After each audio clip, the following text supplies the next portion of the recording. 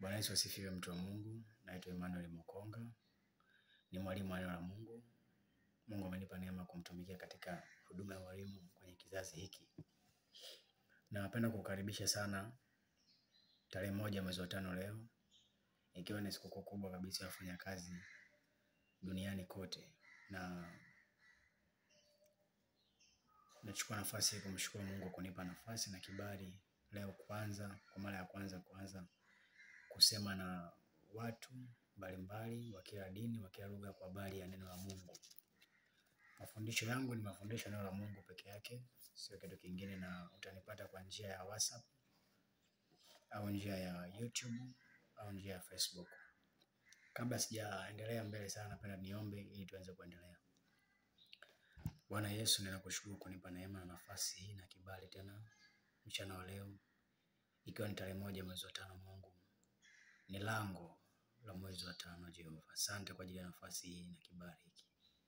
Baba, tazama wakati ni wakati ninapoenda kujifunza mimi na huyu anayenisikiliza neno lako ya Mungu. Ninaomba Roho Mtakatifu ukanisaidie, ukanipe akili na maarifa na ufahamu, ili neno lako ninapolifundisha nifundishe kwa ufasaha bila kukosea. Na watu wako watakaosikia neno hili wapate kitu au chakula, wapate hatua, wapate ongezeko, wajisikie kuongezeka baada ya kusikia neno hili. Katika jina la Yesu Kristo, amen. Karibu mpendwa katika ibada kamili hii ya mafundisho ya Mungu. Na leo tunaenda kuzungumzia somo linasema mchague Mungu kuwa kiongozi wako, usibadilike. Mchague Mungu kuwa kiongozi wako, usibadilike. Na msingi wa somo letu tunatoka kitabu cha Kutoka ile sura 32. Kutoka 32 ndio msingi wa somo letu. Kutoka 32 ule mstari wa 1. Biblia inasema kwamba hata watu walipoona ya kuwa Musa amekawia kushuka katika mlima, wakakusanyana wakamwendea Haruni, wakamwambia, haya, katufanyizie miungu itakayokwenda mbele yetu, kwa maana Musa huyo aliyetutoa katika nchi ya Misri hatujui yaliyompata. Bwana Yesu asifiwe sana. Hapa tunawaona wana wa Israeli ambao najua kwa Kristo wengi tunafahamu kwamba wana wa Israeli ni taifa ambalo lilitokea kwa mtu mmoja anaitwa Yakobo. Yakobo ni uzao wa Isaka, ambaye Isaka ni uzao wa Ibrahim. Biblia inasema kwamba Isaka alikuwa na watoto wawili ambao ni Esau na Yakobo. Sasa mtoto wa pili ambaye ni Yakobo alikuwa na watoto 12 ambao kwa wasoma Biblia tunajua kwamba baada ya siku nyingi zile za zamani walienda Misri, na kule Misri baada ya kukaa kwa muda walifanyika kwa watumwa, na walipokuwa watumwa waliteseka sana, lakini pia baada ya muda Mungu aliagiza mtumishi wake Musa kwenda kuwatoa. Wakati Musa amekwenda kuwatoa wana wa Israeli, Mungu aliwatoa kwa mkono wenye nguvu na ishara nyingi sana Israeli, na aliwaua Wamisri kwenye maji. Wamisri walikufa mara 2. Wamisri wa kwanza walikufa, wazaliwa wa kwanza wote Misri siku ile ya Pasaka, lakini Wamisri wengine walikufa baharini baada ya kufukiwa na maji mengi. Muujiza mkubwa ambao Mungu aliutenda kwa wana wa Israeli. Na baada ya kuwa wametoka kwenye bahari ya Shamu, wameendelea na safari yao mbele. Kuna mambo mengi yalipitia hapo. Tunaona walipita kwa Midiani, wakutana na kuhani Yethro. Musa akachagua wazee kwa ajili ya kuwa kiongozi. Na mambo mengi yalikuwa mengi sana. Tukisema tuanze kuchambua hapo tutakaa muda mrefu, sio pointi yangu. Lakini wakati wa safari inaendelea ya wana wa Israeli wameshatoka Misri, sasa wako jangwani kuelekea Kanaani. Mungu alimuita Musa mlimani. Tunajua kuanzia Kutoka sura 25 inaelezea hapo. Mungu alimuita Musa mlimani. Musa akaenda mlimani kule, baadaye alienda na wazee, baadaye wazee wakarudi, akabaki peke yake kule mlimani. Na Musa inasema Biblia kwamba alikaa mlimani siku 40. Kwa hiyo Musa wakati yuko mlimani kule siku 40 akizungumza na Mungu, na Mungu akimwambia jinsi gani waweze kuenenda, jinsi gani waweze kutembea, jinsi gani waweze kuishi. Mungu akiwapa utaratibu wana wa Israeli wa kuishi. Wakati Musa yuko kule mlimani, wana wa Israeli waliona mbona Musa amekawia. Walipo na Musa amekawia, wana wa Israeli wakamwendea Haruni ambaye alikuwa ni kuhani. Wakamwendea Haruni wakamwambia kwamba tunaomba Haruni utufanyizie miungu itakayokwenda mbele yetu, kwa sababu Musa hayupo tena na hatujui aliyompata. Na kuna kitu cha ajabu sana hapa cha kujiuliza. Kwa nini wana wa Israeli waliamua kwenda kwa Haruni na kumwambia kwamba tutengenezee Mungu atakaye kwenda mbele yetu, maana Musa hatujui? Kwa nini wana wa Israeli hawakumwambia Haruni, kwa kuwa Musa hatumuoni, hebu tuongoze wewe sasa twende? Kwa nini waliamua tu kuwaza Mungu mwingine?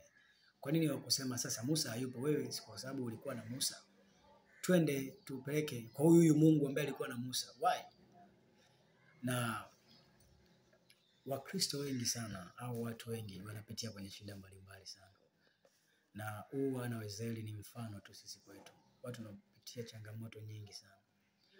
Watu wanapopitia kwenye changamoto nyingi, matokeo yake waga ni yapi? Unakuta Mkristo zile changamoto zinamfanya mpaka anatoka kwenye mstari, anaamua kwenda kutafuta Mungu mwingine. Wana wa Israeli baada ya kukaa jangwani kwa muda siku zisizo chini ya 40, hawamuoni Musa, waliamua na wenyewe kufanya hivyo hivyo. Wakaamua kutafuta Mungu mwingine. Somo linasema mchague Mungu kwa kiongozi wako, usibadilike. Usibadilike. Usibadilike. Mchague Mungu kwa kiongozi.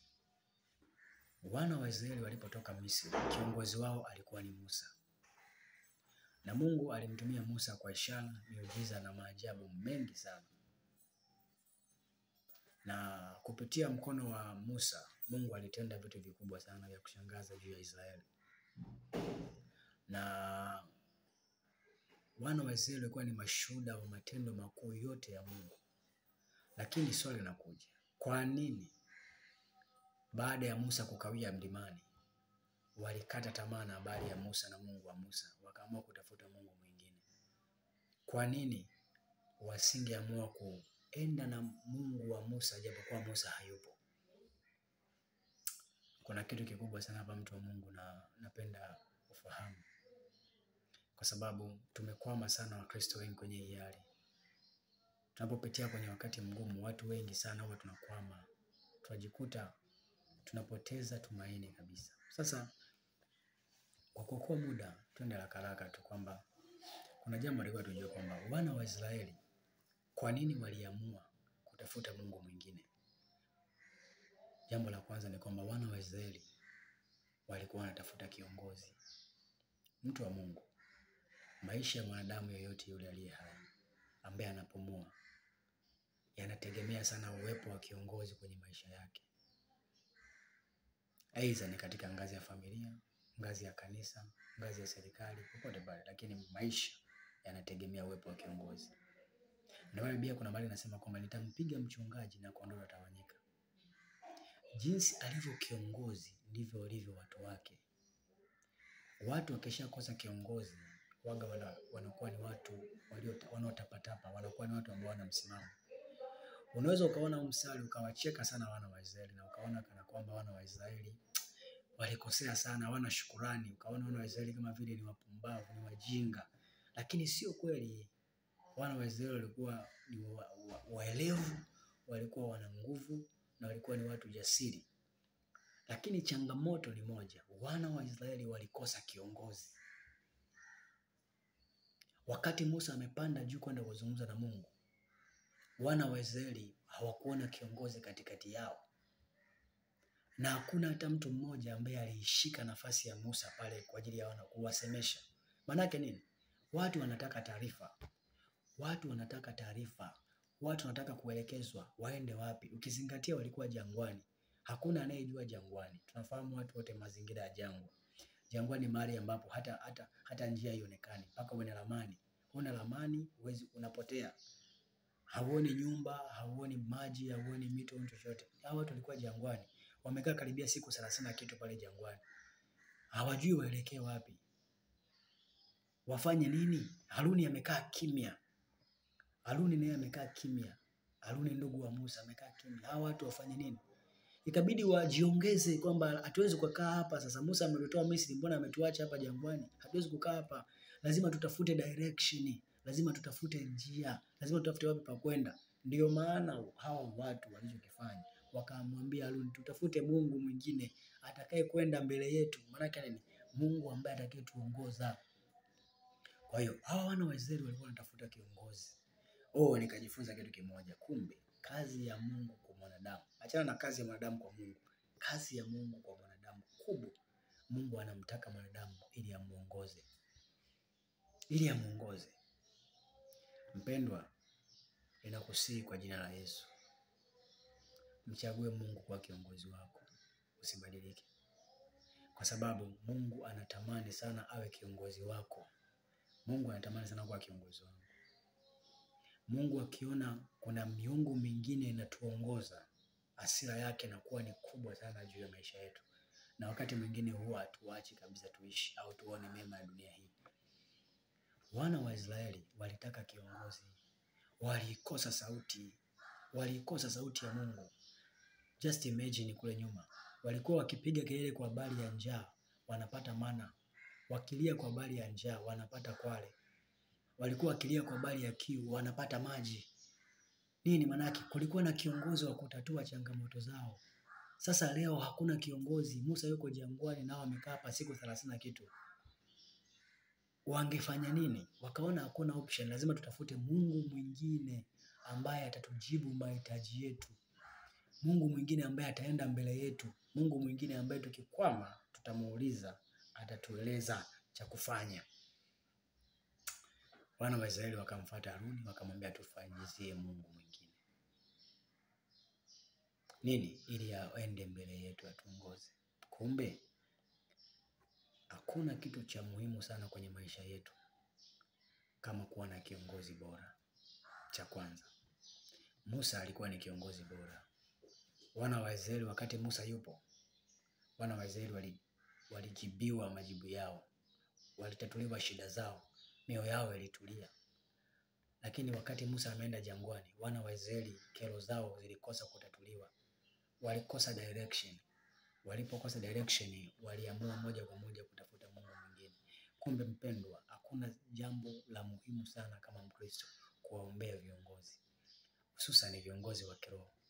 Kwa sababu kumbe kama kiongozi wa kiroho atapotea, au ataenda jangwani, au ataenda mlimani aketeteleka, au asipokuwepo, kuna nafsi za watu wengi sana huko nyuma zinateteleka. Na ndio maana njoo angalia kwenye makanisa mengi ya kiroho leo, siku mchungaji akiwa yupo kanisani, unashangaa kuna baadhi ya washirika hawaji kabisa. Sema hao ni washirika wa mchungaji. Ni kweli. Wanaona pasipo mchungaji ni kama vile hawapati chochote. Washirika wa askofu, washirika wa mwinjilisti fulani, washirika wa mwalimu fulani. Yani wanaona bila yule mwalimu kusema kitu hawajafanya chochote. Bila mchungaji kusema kitu. Nini manake? Nazungumzia uongozi. Mioyo yao imemkubali yule kiongozi. Wana wa Israeli walimkubali Musa. Wakajua shida zao. Sasa leo Musa hayupo, yuko jangwani na hawajui kama yuko hai au amekufa. Wakaamua kujiongeza, watafute kiongozi ambaye atakwenda mbele yao. Kumbe Mungu ana sababu kubwa sana za kuweka viongozi kwenye maisha yetu sisi. Kwa hiyo it's a prayer agenda, ni agenda ya kimaombi kuombea viongozi. Kuombea viongozi wa serikali, viongozi wa mitaa, viongozi wa makanisani, ili viongozi wakikaa kwenye nafasi yao, kumbe sisi tunapata ufumbuzi wa shida zetu. Wana wa Israeli walikosa ufumbuzi wa shida zao kwa sababu kiongozi Musa alikuwa hayupo. Mtu wa Mungu, kiongozi ni mtu wa muhimu sana. Tusimkose kiongozi. Na Agano Jipya tunaye kiongozi. Roho Mtakatifu ni kiongozi. Mungu anatuambia kwa habari ya Roho Mtakatifu. Yesu anasema kwa habari ya Roho Mtakatifu, atakayepokuja yeye atawaongoza, atawafundisha. Kumbe lazima maisha ya mwanadamu yawe na kiongozi. Lazima na kiongozi. Wana wa Israeli walipokosa kiongozi, walitetemeka, walipuyanga, walikosa mwelekeo, wakaamua kutafuta kiongozi mwingine. Sisi leo tukikosa kiongozi tutafanya kitu gani? Wakristo ambao hawana kiongozi wanafanya kitu gani? Wakristo ambao kanisani hawana kiongozi Wana mchungaji lakini hawana kiongozi. Wana mwalimu lakini hawana kiongozi. Kwa tofauti ya watu wawili hao. Unaweza kuwa na huduma ya uchungaji lakini usiwe kiongozi. Usiwe kiongozi. Sifa moja kubwa ya Mungu ni kiongozi, leader. Sifa moja ya Mungu ni kiongozi. Utaona aina zote za uongozi alikuwa nazo. Alizifanya zote. Tumezisoma kwa darasani. Kuna democratic, kuna non-democratic. Hizo aina zote za uongozi Mungu alikuwa nazo. Kuna wakati Mungu alikuwa kama dictator vile. Na kuna wakati Mungu alikuwa kama democrat, mtu wa demokrasia. Alifanya tawala zote mbili. System zote mbili Mungu alizifanya. Kwa Mungu wetu ni kiongozi. Na ndio maana Musa, kiongozi Musa alipokuwa kwa wana wa Israeli walitulia. Kiongozi Musa alipoondoka kwa wana wa Israeli hawakutulia. Tena walipojua hawajui kilichompata waliamua kutafuta kiongozi mwingine. Maana yake nini? Kiongozi ni mtu wa muhimu sana. Kwa hiyo watu wanatakiwa wajue namna ya kumwombea kiongozi. Sio lazima awe kiongozi wa serikali, sio lazima awe mchungaji, hata mume wako nyumbani